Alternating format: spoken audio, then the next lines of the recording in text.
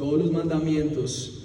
Y como estamos llegando al final, vamos a recordar algo de ellos, para ir recordando qué hemos aprendido y qué es lo que Dios espera de nosotros como su pueblo, y sobre todo esto, cómo tiene relación con el pueblo de Dios hoy, después de que Cristo ya ha venido.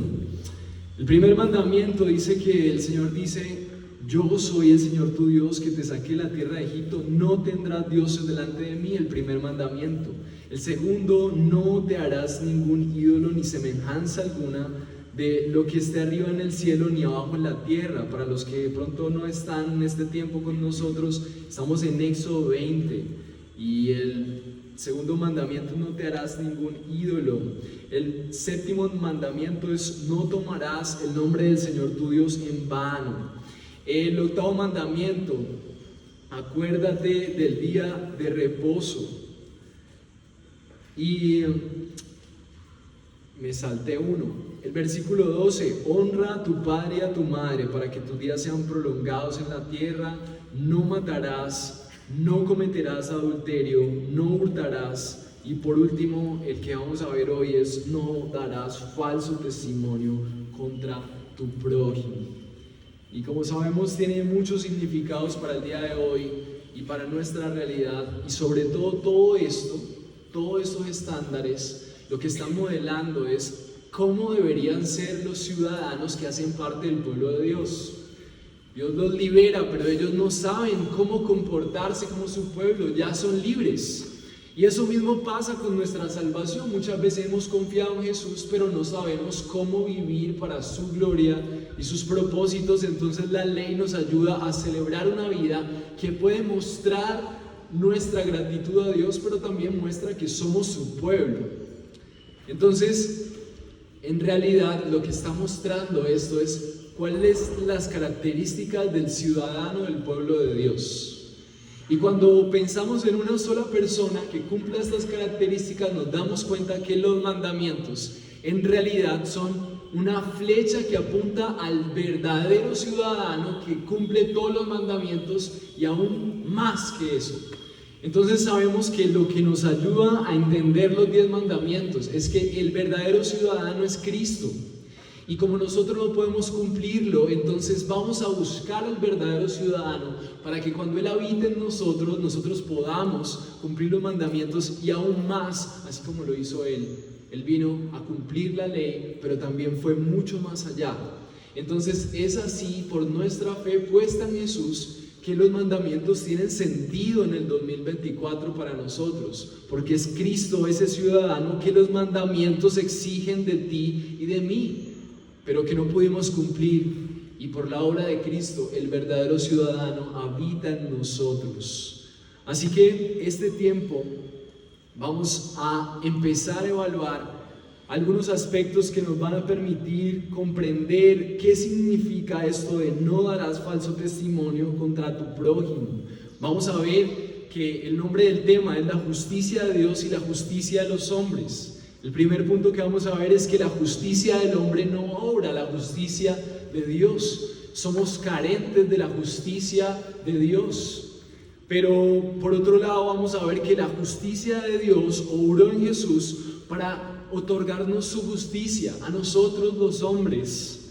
Pero por último vamos a ver también que cuando la justicia de Dios obra en los hombres que han creído, entonces nosotros podemos obrar la justicia de Dios porque Dios obró su justicia en nosotros. Entonces la idea es que nosotros podamos entender que a través de este mandamiento, una de las palabras más importantes es que cuando Él dice no harás falso testimonio contra tu prójimo, se está hablando en el contexto del juicio. Y vamos a orar para que el Señor nos ayude a entender cómo estas palabras son importantes para nosotros el día de hoy.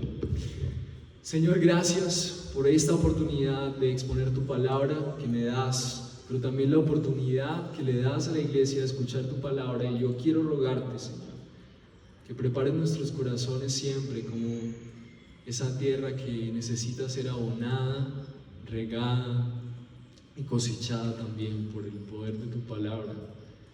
Y que el día de hoy nosotros podamos darnos cuenta que en nuestra justicia, Señor, no obra tu justicia, y que necesitamos urgentemente ver cómo funciona tu justicia para sí mismo nosotros poder también tratar a las demás personas como tú les tratas, a nosotros mismos, y poder reflejar tu imagen, tu amor y tu gracia de la mejor manera.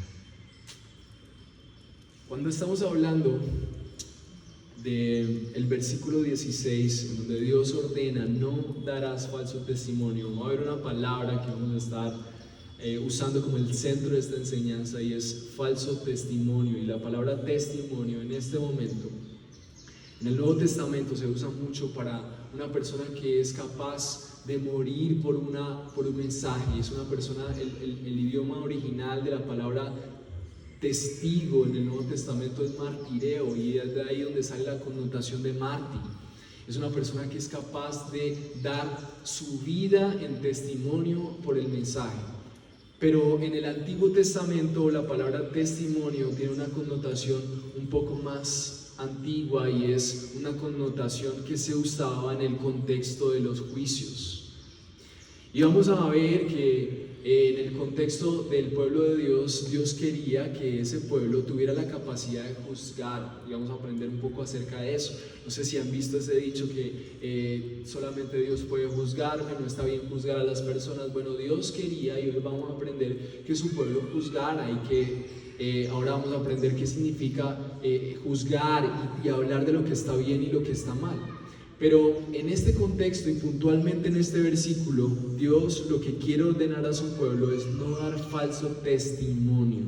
Y la palabra testimonio es un juicio en el contexto de la condena que Dios había puesto a su pueblo para limitar las atribuciones o los delitos que se habían cometido en medio de ellos, y la forma en la que se emitían los juicios era así como hoy, en donde hay cortes y hay testigos acerca de los hechos, de los delitos.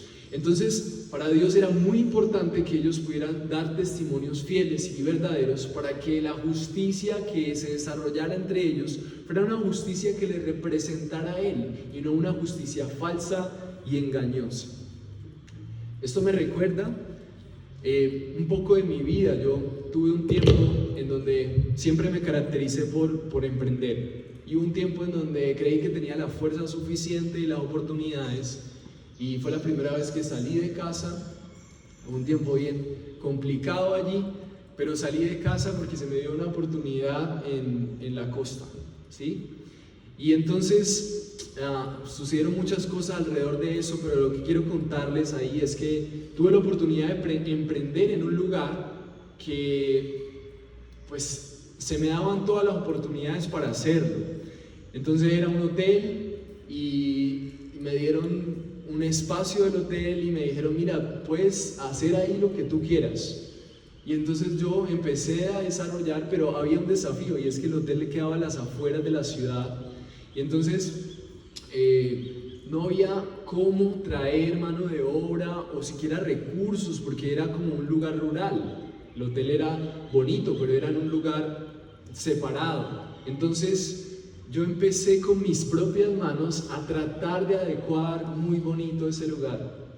Pero mientras yo adecuaba y ponía todos mis esfuerzos por poner eso bien bonito, además de que estaba al pie del mar y la sal destruye todo, yo no me daba cuenta que además de la sal había algo que estaba preparándose para destruir cada cosa que yo hacía. Y entonces en ese proceso me di cuenta que el desafío más grande en ese lugar no era esforzarme con mis propias manos, hacer carpintería, decorar y generar un espacio. Lo que queríamos hacer era como un restaurante ahí, al pie del mar. Y entonces empecé a hacer, porque no tenía nadie, estaba solo. Y habían días en donde yo me pasaba la noche esforzándome por hacer algo ahí, y cuando amanecía llegaba y encontraba todo destruido, arrancado. Y entonces me di cuenta que habían personas que por ahí me estaban diciendo que, como que usted, ¿quién se cree? Usted es un cachaco, un aparecido, no tengo nada contra la cultura costeña, es más, yo soy costeño, un descubrimiento ahí todo, yo nací en la costa, pero algo pasó que mi presencia en ese lugar había despertado una serie de reacciones, no le voy a poner nombre a eso, pero una serie de reacciones. Una persona me dijo, nosotros llevamos 15 años aquí, tú solamente llegaste un año y ya tienes, yo soy un mesero y tú ya tienes un pedazo del hotel.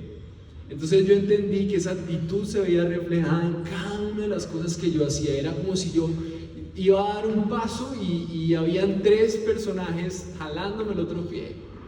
Y eso hizo que mi estadía ahí fuera difícil. Fue tan difícil, mis hermanos, que a veces yo salía, yo vivía ahí, y a veces yo salía de mi cabaña, porque era una cabaña, eran cosas campestres, y entonces salía por otro lugar y encontraba una camiseta mía revolcada en el barro. Yo nunca había visto tal nivel de oposición. Y yo decía, mi camiseta, ¿qué hacía ahí? Yo llegué a pensar que me están haciendo brujería o algo así. Yo dije, ¿qué hace mi camiseta? Pues alguien se había metido o no se había sacado una camiseta por una ventana en la habitación. No sé para qué, o para dejarla ahí y hacerme saber que yo, bueno, la vi de casualidad. Pero había oposición. Y entonces, en ese momento, yo creo que por muestra providencial de Dios y por misericordia aún conmigo, Dios permitió que llegaran unos personajes de Medellín, y ellos los conocí a través del trabajo ahí. Ellos me dijeron una frase que nunca se me olvida, y me dijeron, ¿qué necesitas? Nosotros te vamos a ayudar. Eran 2. Y yo estaba acostumbrado que para cualquier cosa, para un almuerzo, yo tenía que pagar lo que sea, porque eso era lejos, nadie llegaba. Y yo le dije, mira, yo no tengo cómo pagar. Y esas personas me dijeron, no importa, si tú estás bien, nosotros estamos bien. Y se lo tomaron en serio y vinieron a ayudarme, y con ellos pude salir adelante con muchas cosas en ese lugar y en otros proyectos. Y eso me recuerda la importancia que tiene que nosotros podamos tener comunidades que, en lugar de estén basadas en la envidia, la rivalidad, podamos pensar en que si el otro está bien, yo estoy bien. Y es una persona que no era cristiana, tal vez por su cultura había entendido que era así, y fue así. Después les di trabajo a ellos estuvieron mejor también por lo que ellos hicieron conmigo. Y lo que Dios espera de su pueblo no es nada menos que esto: es que nosotros podamos ser una comunidad y un pueblo que realmente no está buscando un interés y tampoco está buscando caer encima a una persona que se equivocó, sino que está buscando la manera de hacerle bien. Y mis hermanos, muchas veces de la forma en la que nosotros peor hacemos a la gente creyente y a los demás es la forma en la que nosotros nos expresamos, pensamos y nos referimos a ellos. Cuando en el texto, en el versículo 16, el Señor nos dice a través de Moisés en Éxodo, no es una prohibición rotunda, como lo hemos manifestado en las otras ocasiones, de un lindero en el que la sociedad y el pueblo de Dios no debería pasar. O sea, no puedes ir más allá. Y entonces cuando en el texto Él dice no darás, es porque es posible que en el pueblo de Dios tú puedas ofrecer esto. Dios sabía que el ser humano tenía la capacidad de ayudar, tenía la capacidad de apoyar con su voz, pero también tenía la capacidad de dar, ofrecer falso testimonio. Y falso testimonio son acusaciones falsas en el contexto de los juicios que ellos hacían. Era normal ver que su justicia no era la justicia de Dios, y falsamente muchas veces el ser humano, al igual que el pueblo de Dios, con ganas de satisfacer su deseo de que el otro se sienta mal por lo que hizo, entonces podemos hablar mal de él, rechazarle, quitarle nuestro amor. Y en este contexto puntualmente la gente hablaba mentiras o cosas sin saber en los juicios. Como resultado de eso, seguramente había gente que quedaba condenada. Se devalúa la justicia. ¿Por qué hoy no creemos en la policía en muchas ocasiones? porque muchos de ellos, no todos, han hecho un mal testimonio de esa institución. Y la gente ha perdido la fe por los políticos, por los presidentes, por los gobernantes, por los pastores, por los padres, muchas veces por lo que ellos y su testimonio han dicho. Entonces, en esta palabra, Dios como un fundamento de la sociedad es que nosotros con nuestra boca podamos no hacer acusaciones falsas. Y todo el contexto del pueblo de Dios está basado en la palabra verdadera. Todo el tiempo hay pactos, pactos de matrimonio, pactos en la iglesia. La membresía es un pacto, la iglesia es un pacto. Cuando tú haces el curso de miembros, tú te comprometes a ser el pueblo de Dios y ser el coequipero con otros hermanos. Por eso es tan importante, les insistimos, que puedan conocer qué significa la membresía, porque Dios funciona en el contexto de los pactos, en el compromiso.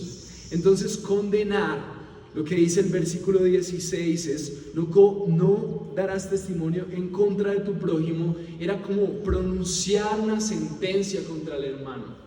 Entonces hay una diferenciación entre lo que nosotros decimos, eso está bien, eso está mal, y cómo nuestra expresión o nuestra conclusión acerca de esa persona no solamente es que está haciendo algo malo, sino que debería ser juzgado por eso, debería ser condenado, debería quitarle mi amor, debería pasar esto con esta persona.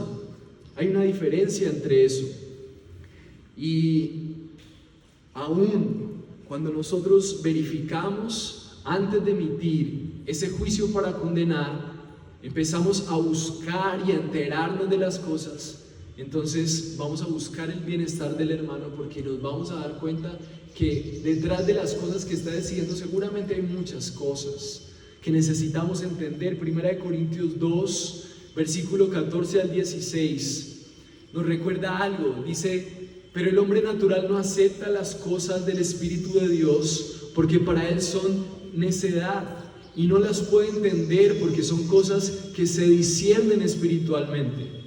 Versículo 15, capítulo 2 dice: en cambio, el que es espiritual juzga todas las cosas, pero él no es juzgado por nadie, porque ¿quién ha conocido la mente del Señor para que lo instruya? Pero nosotros tenemos la mente de Cristo. En el Nuevo Testamento este mandamiento se cumple en la iglesia cuando nosotros conocemos las leyes de Dios. Y entonces, como dice este verso, dice que las personas naturales, ¿quiénes son? Las personas que no conocen las leyes de Dios. Entonces, los que no conocen las leyes de Dios, las cosas de Dios son necedad y no las entienden. Pero el hombre espiritual puede juzgar todas las cosas porque conoce la ley de Dios. Y cuando la palabra de Dios dice que no puede ser juzgado, es porque Dios es el encargado de, en el día del juicio, decir quién se va a ir al infierno, quién va a ser salvo. Pero el cristiano tiene la mente de Cristo, y la mente de Cristo son las leyes de Dios. Conocemos lo que está bien y lo que está mal. Por lo tanto, Dios espera de su pueblo que juzgue, porque juzgar no está mal. Juzgar es simplemente decir, esto está bien, eso está mal. ¿Qué está mal? Condenar. Está mal decir que por eso esta persona se va a ir al infierno, por eso te va a ir bien mal, por eso te va a ir pasar. Estamos emitiendo una condena y metiendo en una cárcel al hermano, al familiar. Entonces, Dios desea desde el Antiguo Testamento que su pueblo pueda juzgar, porque es bueno para su pueblo.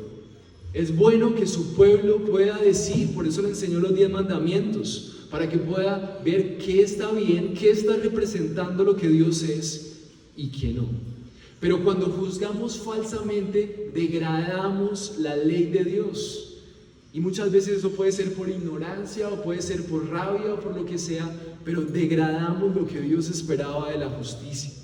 Entonces, la conclusión en este contexto, cuando Dios libera al pueblo de Egipto, es que Dios quiere mostrar su reino justo a través de un pueblo que hace justicia, pero con su ley, de una forma correcta. Si no, entonces tenemos un mundo en donde reina la discordia, la desconfianza, la enemistad, la deshonestidad, y sería el fundamento de una sociedad que Dios no creó. Entonces, Dios creó una sociedad llena de amor, confianza y cuidado, y por eso para Dios es tan importante el juicio que emitimos de otros. Una vez más, este texto nos apunta al que tiene todas las herramientas para juzgar, pero no vino a condenar en primera medida, ese es Cristo. Entonces, ¿quién es el que tenía todas las herramientas para venir a juzgar, pero no lo hizo? Jesús. Y la imagen de Él hoy nos va a ayudar a entender cómo nosotros podemos transformar nuestra justicia degradada. Pero antes de eso, quiero que veamos el primer punto, y es que podamos entender que la justicia del hombre no obra la justicia de Dios. Esta frase la saqué de las bocas de una de las familias más cercanas, unos amigos muy cercanos, muy interesados en criar a sus hijos de la mejor manera, y ella siempre me grafica que cuando ella tiene rabia, ella se recuerda esta frase, porque ella quiere hacer justicia contra sus hijos, pero ella se recuerda, la justicia del hombre no obra la justicia de Dios, porque cuando tenemos rabia nosotros queremos condenar al otro, decirle, y más si es un hijo, pegarle, pero ella se recuerda, la justicia del hombre no obra la justicia de Dios, y se calma para pensar qué Dios haría en vez de qué su rabia haría. Y de ahí tomé este punto para que nosotros podamos reconocer que cuando la palabra de Dios a través de los 10 mandamientos nos muestra el estándar de Cristo, diciéndonos y ordenándonos no dar falso testimonio contra nuestro prójimo, en realidad lo que nosotros nos damos cuenta es que eso es todo el tiempo lo que hacemos. Llegamos a conclusiones rápidas de las personas y les condenamos por lo que hacen, por lo que son y porque no son iguales a nosotros. Dios llevó a Israel hacia sí, en modo que Él fuera su posesión más preciada, un reino de sacerdotes, una nación santa, un pueblo que pudiera representarle. Ellos fueron escogidos por Dios para representar la justicia de Dios ante el mundo, ante un mundo que no entiende cómo significa y qué significa ser bueno y qué es malo. Pero los seres humanos, por nuestro egoísmo, hemos dado la espalda a ese tipo de justicia. Entonces, en este momento nosotros tenemos que empezar a considerar cómo nosotros, a través de este texto, podemos ver nuestro corazón. ¿Con quiénes nos cuesta más ser condescendientes y a quiénes más juzgamos rápidamente? ¿Con quiénes nos cuesta más pensar en realmente si lo que estoy considerando y el juicio que estoy emitiendo de condenación con esa persona es real? ¿Con qué personalidades? ¿Con qué personas? Y cómo esto expone que nosotros muchas veces estamos condenando a personas aún sin saber qué es lo que realmente está pasando. Cuando alguien no nos trata como deberíamos, entonces decimos, esa persona es orgulloso y entonces voy a sacarlo de mi círculo, no me cae bien. Cuando decimos, esta persona no es responsable, usted es un irresponsable y por lo tanto te voy a tratar como un irresponsable y te quito mi amor. Cuando esta persona no me da lo que quiero, cuando esta persona no cumple con mis estándares, entonces yo le tengo que mostrar realmente cómo son las cosas, porque no entiende y no está viviendo las cosas bien. Y entonces lo guardamos en un rincón, le quitamos nuestro amor y sobre todo no le damos la oportunidad de encontrar la justicia verdadera. Cuando estás tan seguro de emitir un juicio condenatorio es porque crees que según tus leyes el otro debería ser condenado porque no es conforme a lo que tú crees. Y por eso emitir juicios falsos y rápidos y condenatorios en el pueblo de Dios, en la iglesia, sí que es tan común esto. Y eso que es cristiano y eso debería ser así. No sé si has tenido ese tipo de pensamientos con algún hermano, te separa de él. Tú ya le condenaste. Le condenaste a un mundo sin ti. Le condenaste a un mundo sin tu amor, sin tu ayuda. Y no estás buscando la forma en la que realmente verifiques qué realmente es lo que está pasando. Por todas partes esta semana estuve compartiendo un video en donde Martin Lloyd-Jones dice que la única forma de mantener y realmente vivir el amor que Dios nos da es que nosotros entendamos que las personas que más detestamos, las personas que más nos cuesta amar, realmente son iguales a nosotros y que su problema simplemente es producto del mismo pecado que a mí me está afectando. Entonces es muy importante que nosotros evaluemos cuánto nosotros estamos juzgando a los demás y emitiendo juicios condenatorios, porque seguramente mucho de eso es lo que me está pasando a mí. El amor y el cristianismo debe estar caracterizado por la compasión. Ese es el amor verdadero. ¿Cuáles son ese tipo de personas con las que te cuesta más tener compasión? El Señor tuvo que dejar este mandamiento porque en el pueblo de Dios era muy frecuente ver que las personas se creyeran mejores que los demás, les juzgaran, les condenaran aún injustamente. Cuando vamos a hacer un juicio y cuando normalmente se hace un juicio por un delito, se buscan evidencias, se buscan acercamientos, se buscan maneras en las que yo puedo comprender al otro. Pero el Señor pone un lindero y dice, miren, esta no es la manera. No es la forma de solucionar los problemas yendo directamente a la condenación. Y es por eso que el segundo punto que quiero que veamos hoy es que la justicia de Dios obró para justificar a los hombres. Cuando la palabra de Dios dice en Éxodo, no darás falso testimonio contra tu prójimo, nos recuerda que el perfil de los 10 mandamientos está reflejado perfectamente en Jesús. Jesús cumplió con cada uno de esos mandamientos. Y por lo tanto, Él es el que tiene la autoridad realmente de juzgar a todos. Pero en lugar de hacerlo, miren lo que dice Juan 18:37, dice que así que tú eres rey, le dijo Pilato a Jesús. Tú dices que soy rey, respondió Jesús, para esto yo he nacido y para esto he venido al mundo, para dar testimonio de la verdad. Todo el que es de la verdad escucha mi voz. Entonces lo que está diciendo Jesús es que todo lo que sale de su boca es verdad.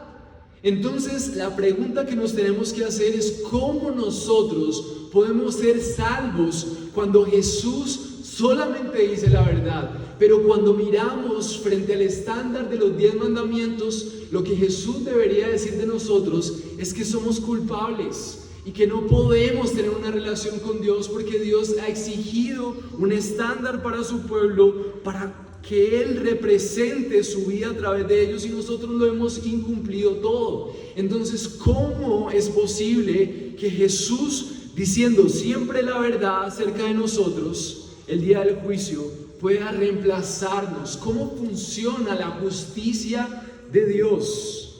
El Salmo 14, versículo 1 dice, el necio ha dicho en su corazón, no hay Dios. Todos se han corrompido, han cometido hechos abominables, no hay quien haga el bien. Lo que está diciendo el salmista es que todos somos esos necios. Tú y yo, mis hermanos, cuando hemos decidido tratar a la gente en nuestra propia justicia, hemos rechazado la justicia de Dios, nos creemos nosotros Dios y hemos sido ese pueblo que se ha apartado. El Salmo 14 dice que el Señor, el versículo 2 dice, el Señor ha mirado de los cielos sobre los hijos de los hombres para ver si hay alguien que entienda, alguien que busque a Dios. El versículo 3 dice, pero todos se han desviado, aún se han corrompido, no hay quien haga el bien, no hay ni siquiera uno. Y lo que nos recuerda este texto es nuestra realidad. ¿Cómo Jesús podría entonces defendernos delante del verdadero juicio y ser este ciudadano correcto cuando nuestra realidad es que nosotros no somos el pueblo que Dios espera? Nosotros no podemos ser llamados el pueblo de Dios porque nuestra realidad es que ni siquiera hemos buscado a Dios por iniciativa propia, sino que hemos hecho hechos abominables, que no hacemos el bien nunca. Es nuestra realidad. Entonces la pregunta sigue siendo: ¿cómo Jesús pudo dar un testimonio a nuestro favor por tu vida, por tus pecados cuando eras culpable al igual que yo? Él tenía que dar testimonio de la verdad, como le dijo a Pilato. En Juan 3:16 dice: porque de tal manera amó Dios al mundo, que le dio a su Hijo unigénito, para que todo aquel que en Él cree no se pierda, sino que tenga vida eterna. Porque Dios no envió a su Hijo al mundo para juzgar al mundo, sino para que el mundo sea salvo por Él. El que cree en Él no es condenado, pero el que no cree ya ha sido condenado, porque no ha creído en el nombre del unigénito Hijo de Dios. Y este es el juicio. El verdadero juicio es que la luz vino al mundo y los hombres amaron más las tinieblas que la luz, pues sus acciones eran malas. En el panorama lo que vemos es una humanidad que está totalmente perdida. El ser humano necesita comprender lo que dice el Salmo. Tu vida, tus planes y todo lo que planeas, todo lo que sueñas, está contaminado de pecado y todo lo que toca el pecado lo destruye. Necesitamos comprender, mis hermanos, la dimensión y la bajeza de la destrucción de cada uno de nosotros y nuestros planes y deseos. Y necesitamos comprenderlo para también comprender cómo Dios soluciona esto. Dios soluciona esto acercándose a nosotros, pero Él no podía acercarse a nosotros si no solucionaba primeramente el problema más grave entre Dios y el hombre.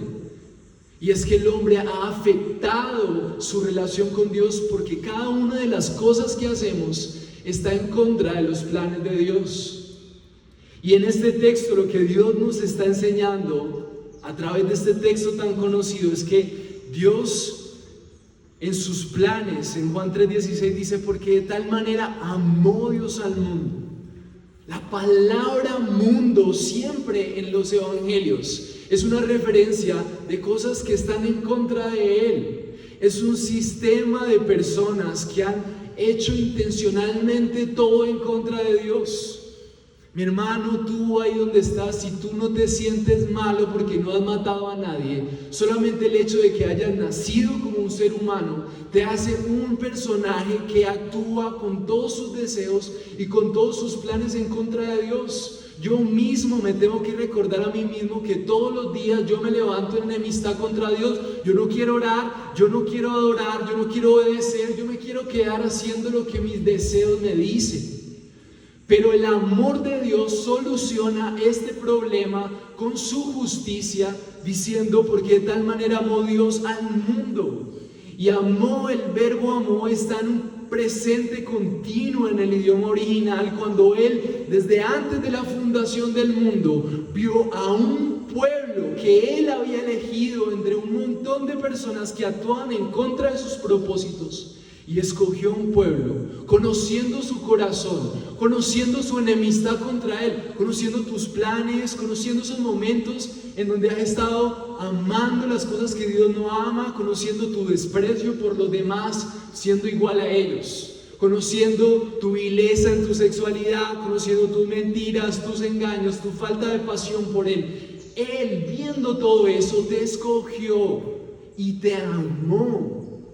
Dice: dio a su Hijo unigénito.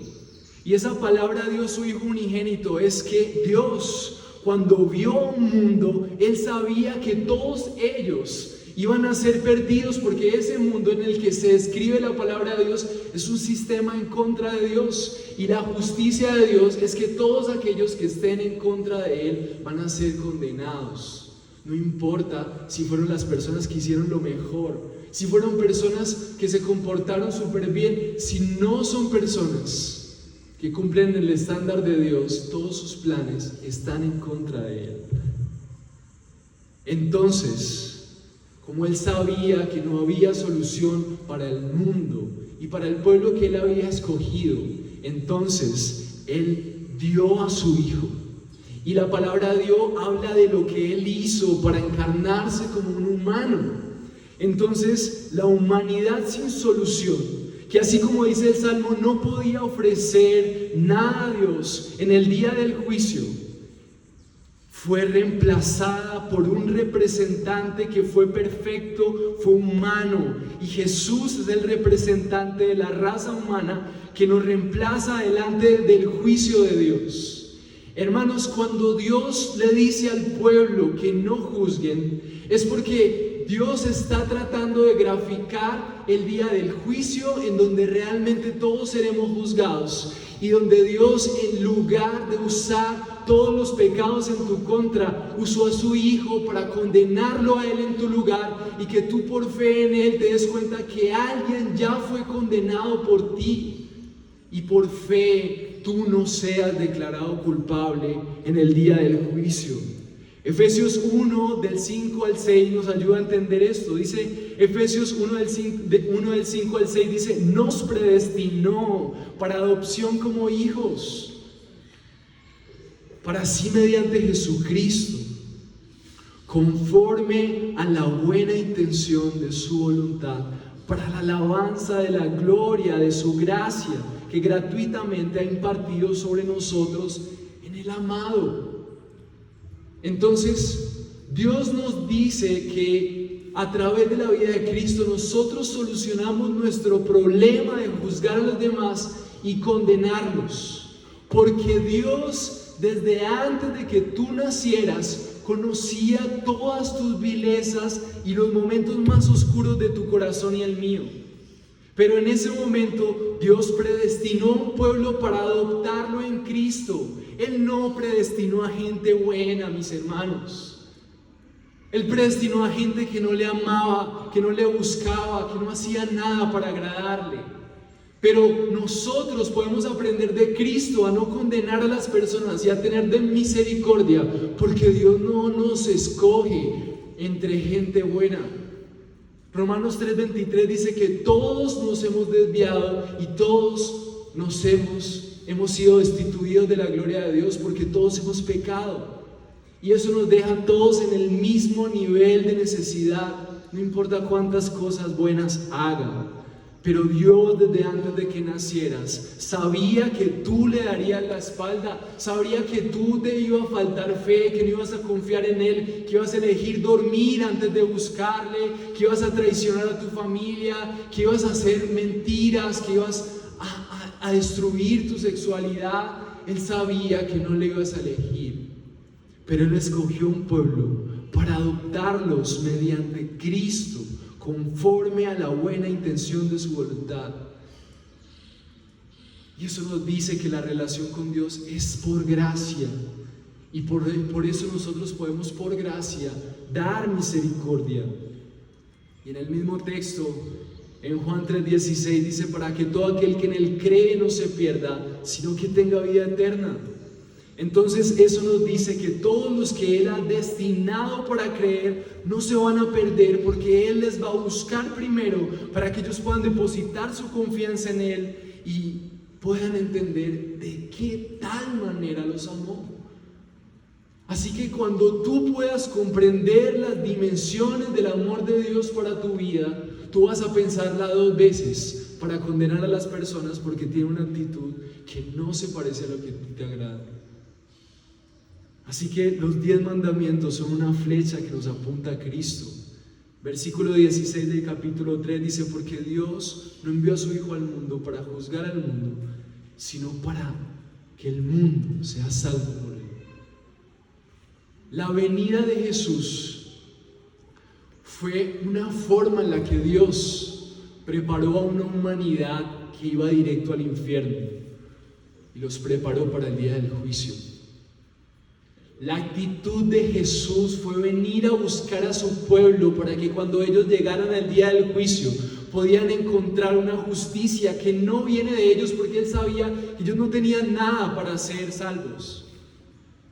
Nuestra actitud, mis hermanos, al conocer lo que Jesús ha hecho por nosotros, debe ser que cuando nosotros queramos condenar a alguien, en lugar de llevarlos a nuestra máxima expresión de condena, nuestro deseo sea como el deseo de nuestro Señor, de preparar su corazón y ayudarle para que pueda comprender las cosas que van a ser motivo de juicio entre el pueblo de Dios, pero también delante de Dios. Y nuestra actitud debe ser una actitud sumamente compasiva, amorosa. El versículo 18 dice que el que cree no es condenado, pero el que no cree ya ha sido condenado porque no ha creído en el nombre del unigénito Hijo de Dios. Los que creen, Dios los ha elegido para creer y les va a afirmar su fe. Así que si tú ves hermanos que creen y tú ves que crees, sigue perseverando, no en buscar tu propia justicia, no en buscar maneras en las que queremos hacerles sentir a los demás cuánto están equivocados, sino maneras de impulsarles, maneras de amarles. El verdadero juicio es que la luz vino al mundo. ¿Cómo sucede esto? ¿Cómo es posible que nosotros podamos entender esta realidad de Juan 6:37? Dice que Jesús expresaba lo que estaba pasando. Dice: todo aquel que el Padre me da vendrá a mí, y al que viene a mí ninguno le echaré fuera, porque he descendido del cielo no para hacer mi voluntad, sino la voluntad del que me envió. Y esta es la voluntad del que me envió, que todo el que Él me ha dado, yo no pierda nada, sino que lo resucite en el día final. Dios apasionadamente, a través de la vida de Jesús, está salvando a un pueblo para Él, un pueblo elegido para sus propósitos. Asimismo que el pueblo fue rescatado de Egipto y fue separado y las leyes fueron mostradas para los propósitos, asimismo tú, si has creído en Jesús, eres salvo no para emitir juicios, sino para preparar a más personas y tu vida para el día en donde el verdadero juicio llegue y esas personas puedan ir preparadas, conociendo a que aquel que puede justificarles delante del que el único puede juzgar. Entonces Dios da al Hijo un pueblo, pero ese pueblo tiene las mismas potestades de su Salvador: salvar, cuidar, preparar para el día del juicio. Dios escogió un pueblo de pecadores para morir por ellos, pero a través de ellos mostrar su gloria. Pero mis hermanos, mientras nosotros sigamos haciendo de nuestra boca y nuestras palabras oportunidades para condenar a las personas y quitarles nuestro amor, el pueblo de Dios no va a poder cumplir con sus propósitos. Si la manera en la que tú lidias con el pecado de los demás es únicamente quitándoles tu amor, diciéndoles lo que les va a pasar, entonces tú estás quitándole el lugar a Dios y no has entendido cómo funciona la salvación. La salvación funciona en manos de un Salvador que antes de emitir su juicio vino a rogarte, a prepararte, a amarte, amorosamente llevarte a que entiendas que vas por el camino equivocado. ¿Quién eres tú, mi hermano, para juzgar a las demás personas y emitir juicios sin antes misericordiosamente amarles pacientemente, enseñarles a través de las Escrituras que van por el camino equivocado? Tente paciencia a ti mismo. Amémonos de tal manera que nuestras vidas nos alienten a buscar mucho mejor agradar a nuestro Dios.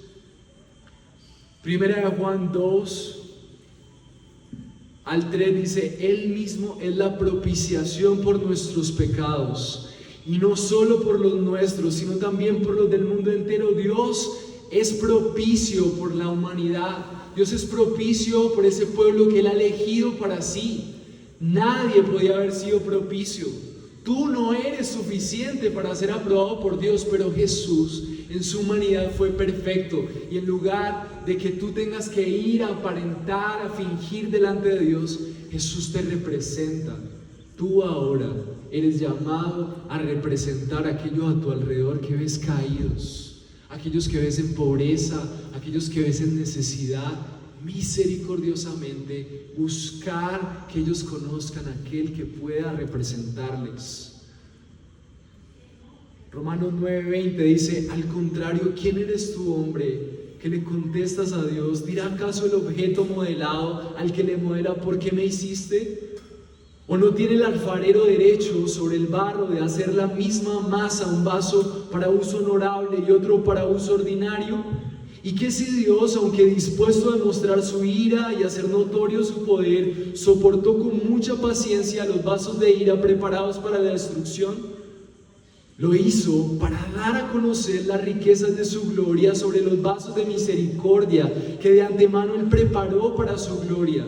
Es decir, nosotros, a quienes también llamó, no solo entre los judíos, sino también entre los gentiles, como también dice Oseas: a los que no eran mi pueblo, llamaré pueblo mío, y a los que no eran mi amada, amada mía. El milagro de la gracia de Dios es que los enemigos de su reino, Dios los ha adoptado como sus hijos amados y los ha llamado su pueblo. Y si tú has puesto tu confianza en el Señor y estás convencido de que Él es tu Salvador, entonces es tiempo de que tú empieces a vivir como su pueblo, a creer que eres llamado y amado para mostrar la gloria de Dios, su gracia, su misericordia para un mundo que le necesita. Dios ha llamado a un pueblo. Nosotros no podemos juzgar lo que Dios hace, a quienes salva, a quienes no, pero nuestro desafío es que nosotros seamos el pueblo que es usado para manifestar su gracia, su riqueza, a aquellos que Dios ha elegido entre muchos. Romanos 9:20 dice: al contrario, ¿quién eres tú? ¿Quiénes somos nosotros para juzgar a Dios y su actuar? Pero sí podemos disfrutar de ser llamados, de ser elegidos por su gracia irresistible, para nosotros también responder a ese llamado y no juzgar a los demás, sino mostrarles la gracia de Dios que actúa en su debilidad. Si has creído, es solamente por una razón. Si tú crees que has creído en Jesús, solamente es porque Dios sabía que estabas totalmente perdido. Dios sabía que tu pecado había aún impedido la capacidad de elegirle. Si Él ha elegido para derramar tu gracia a tu vida, entonces es porque tú has sido llamado como su pueblo. Si has creído y quieres obedecerle, es porque Dios te ha elegido para mostrar su favor. Por eso has sido llamado por Él. Porque en lugar de juzgarte, Él está de tu lado, no por algo que hayas hecho ni algo que necesites hacer, sino por algo que Cristo ha hecho por ti. Es porque Él te amó antes de que nacieras. Entonces, entendiendo que nuestra justicia no obra la justicia de Dios, pero que Jesús vino a obrar una justicia diferente para poder salvarnos de nuestra forma de juzgar a todo el mundo, podemos por último obrar la justicia de Dios, porque Dios obró su justicia en nosotros. Y cuando el mandamiento en Éxodo nos dice: no darás falso testimonio contra tu prójimo, nos damos cuenta que esa prohibición solamente es el lindero de ese mandamiento, pero que el llamado que Dios nos hace es un llamado como el de Jesús, como el que está en Juan 5:36, dice: pero el testimonio que yo tengo es mayor que el de Juan, porque las obras que el Padre me ha dado para llevar a cabo las mismas obras que yo hago dan testimonio de mí, de que el Padre me ha enviado. Y asimismo nosotros, como su pueblo, tenemos que dar testimonio de que nuestro Padre nos ha llamado para enviarnos.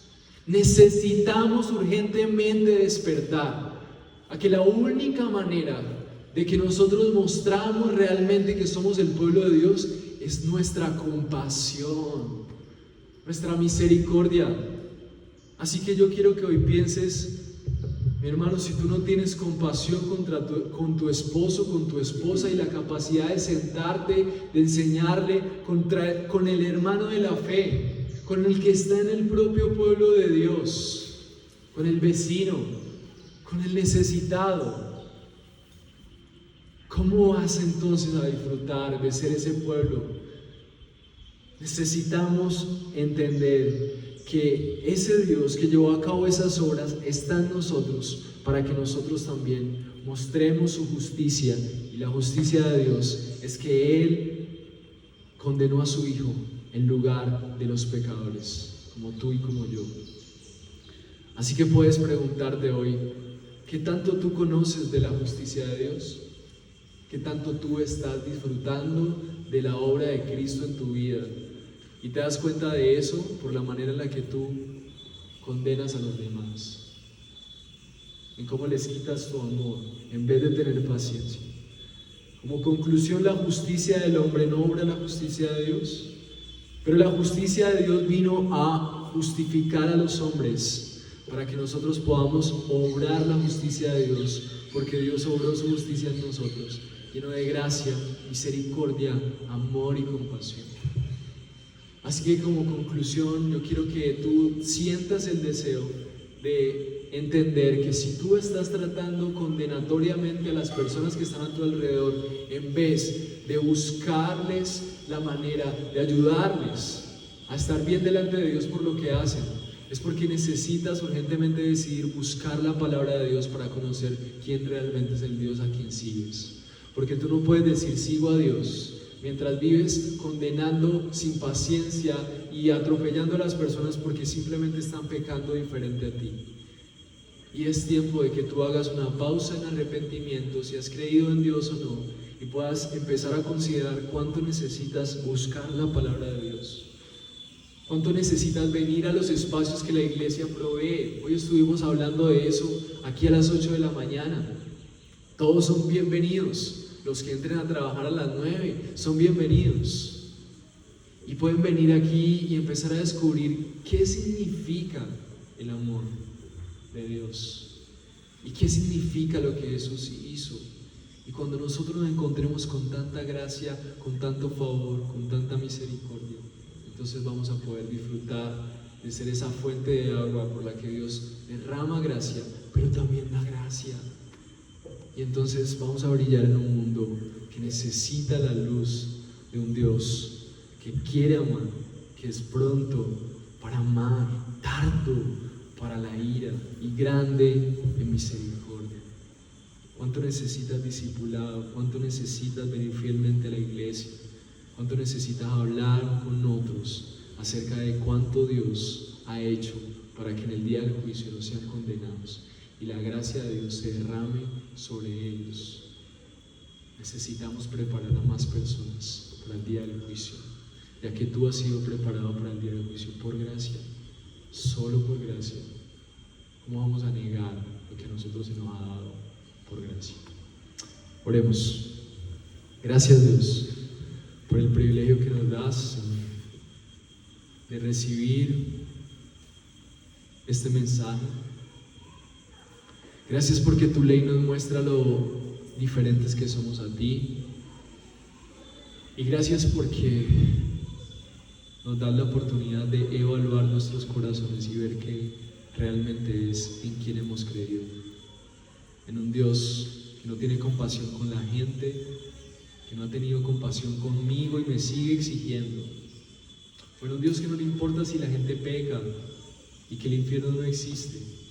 Señor, el Evangelio nos muestra que necesitamos disfrutar más de tu amor, pero también necesitamos compartir a otras personas de tu amor.